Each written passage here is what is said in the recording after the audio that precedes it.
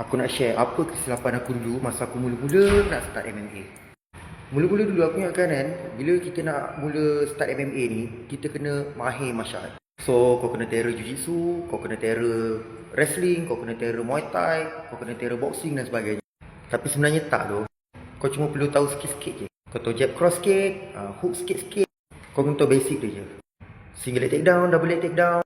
Then start dari situ baru kau kembangkan.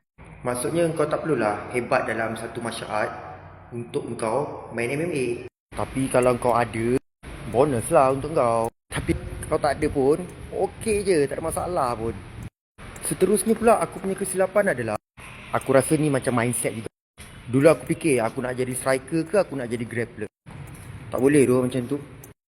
Aku kena jadi MMA fighter. So sangat versatile. Atas boleh, bawah boleh, tepi boleh, kiri boleh, kanan boleh. Mana-mana pun boleh. Kena jadi MMA fighter.